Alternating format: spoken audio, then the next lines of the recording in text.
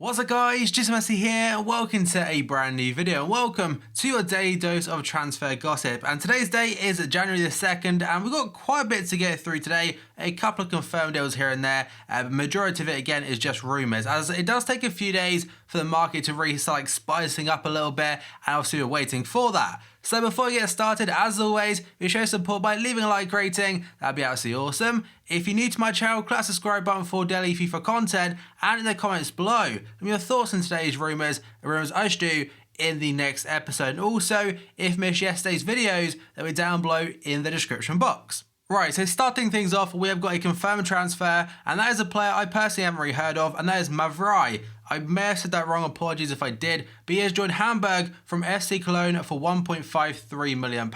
This one potentially could have gone through a couple of weeks ago, but on the site I use, it has only just popped up. Then we go on to Gerso, a player that's gone to Sporting KC from a team in Portugal called Belenenses. I'm pretty sure that's about right, because on £1.28 million, and to be fair, looks like an okay silver card. Then we go on to Elvis Manu, going to Go Ahead Eagles in the Eredivisie from Brighton on a loan deal for the whole season, the remainder of this season, followed by Callum McManaman going on loan to Sheffield Wednesday from West Brom again until the end of the season. Then we go on to Leonardo. He was in the K-League for, I think it's Juanbuk, and now he's gone to Al Jazeera in the United Arab Emirates for £3.23 million.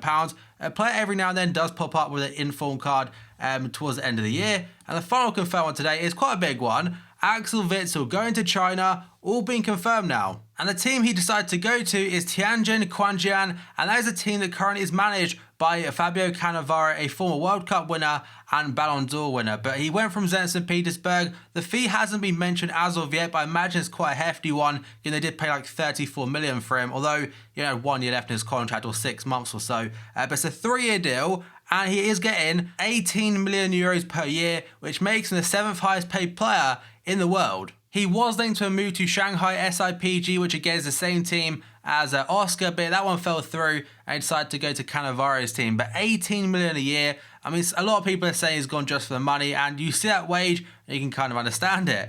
Then we go on to the potential deals today, and first up, we have got Xhaka, Granit Xhaka's brother, Toulon, and today linked to West Ham. According to reports in the Daily Mirror, West Ham are said to make a January assault on Xhaka. They do a cheeky little pun saying Arsenal fans no to worry, however, as the player in question is not the Gunners midfielder Granit, but his brother Toulon, a versatile 25-year-old who currently plays for Swiss giants FC Basel. He actually played against his brother at Euro 2016 in that group stage match, but other than that, no fee has been mentioned. It looks like it would be a permanent basis.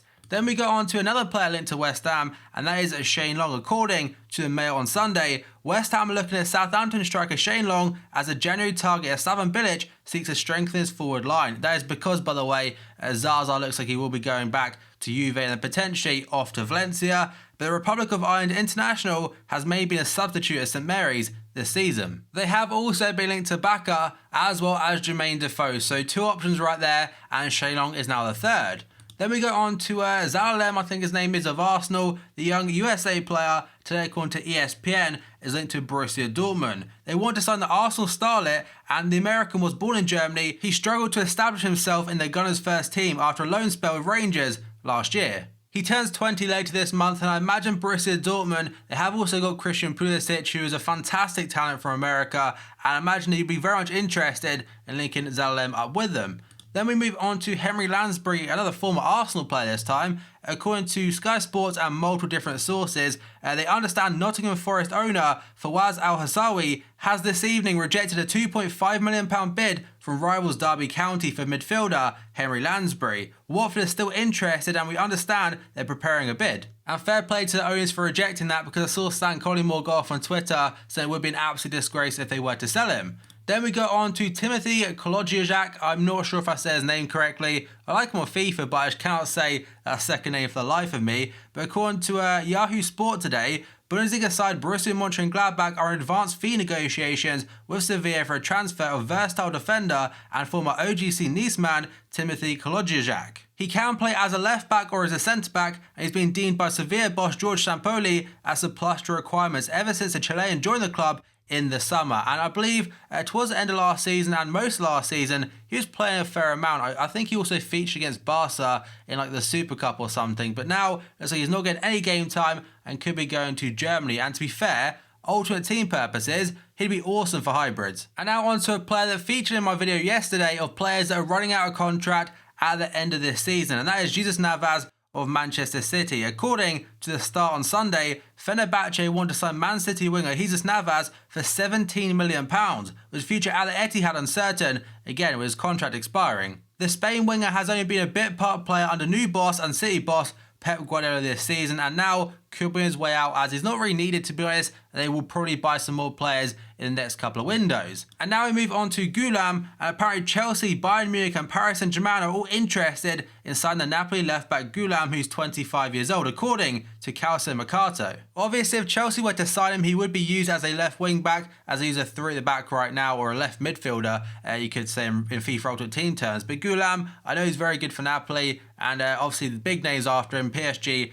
Bayern and Chelsea. Now we move on to Chris Smalling of Manchester United. According to the Daily Star, Manchester United defender Chris Smalling is set to leave the club to join Everton, with Morgan Schneiderlin and Memphis Depay also on the Toffees wanted list in this winter window. Now it's strange to hear Chris Smalling being linked to a move away due to how good he was last year, or the first part of last season, sorry. And now, I mean, I'm not sure how much truth there is in this. I can't remember if he's really been starting too many games, because I'm fully aware that obviously Eric Bailly is getting a lot of game time. There's the likes of Phil Jones and Marcos Rojo. They've both come in and done okay. And I'm assuming right now they haven't been linked to Lindelof anymore. So Chris Smalling, I'm pretty sure, will be staying for at least for this season. Now we go on to Virgil van Dijk, a player that has definitely been one of the best centre-backs this season. The last couple of games have been a bit of a flaw. By the way, according to the Daily Express, Chelsea boss Antonio Conte has made Southampton centre-back Van Dijk his #1 target in this January transfer window. And Blues Chiefs have launched a £60 million deal to land him. And it will cost a lot of money to get hold of him, because I think a lot of people now realise how good he really is. And I'm pretty sure a big move is definitely on the cards very, very soon for him. Now we move on to Juan Manuel Iturbe, who last season was out Bournemouth for a little bit on loan from Roma. And according to Gianluca Di Marzio, Iturbe will become a Torino player this week. He'll join on a loan basis with the option to buy set at 12 to 14 million euros. And his career definitely has hit a bit of a standstill. I mean, if he gets first team football on that move, it could do him the world of good. Also linked to Lyon in France.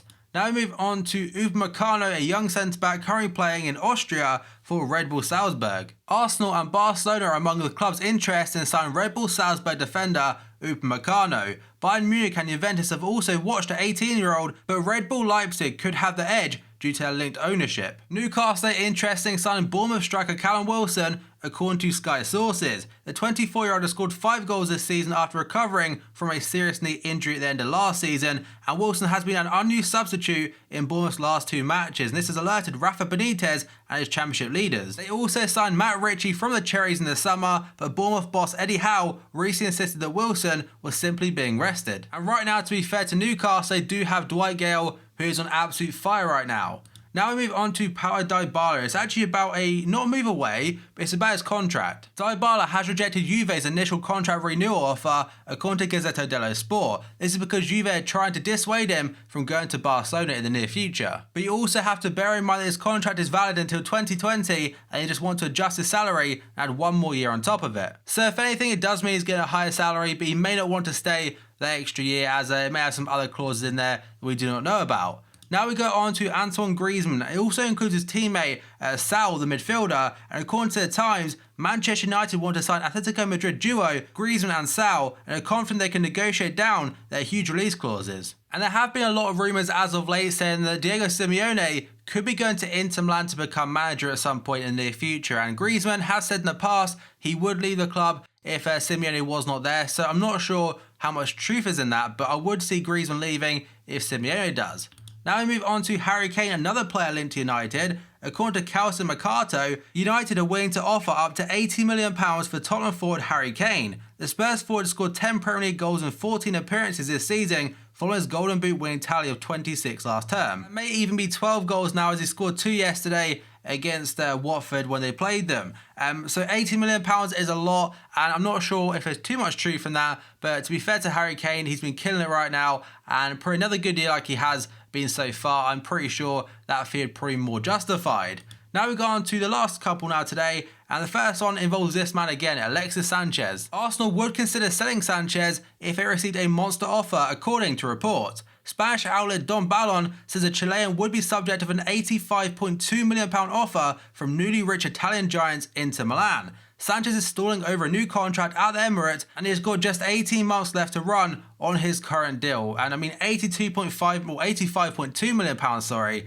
You can kind of see why Arsenal would accept that, especially given the fact he's what? Is he 29? I mean, that's not really that old, to be honest, but they could get a lot of good players out of that. But then again, Alexis Sanchez is a world-class player, so potentially the fee could be even more. Now we've gone to the final one today, and it involves this man right here, a player in fine form right now, Diego Costa. And according to a couple of sources today, Chelsea striker Diego Costa will be the subject of an £80 million offer from Chinese Super League side Tianjin Quanjian in the January transfer window. Now that is the same team that Axel Witsel has just joined. The report claims Chelsea rejected a £50 million offer last month, but the Chinese side will return an offer for the Spain international with $480k per week. So make of that what you will, and it definitely won't be the last big name player linked to a move to China in this window. In fact, I'm pretty sure every single day there'll probably be a new player. And on that note, that is going to be the end of today's transfer video. So as always, if you enjoyed it, show support by leaving a like rating. That'd be absolutely awesome.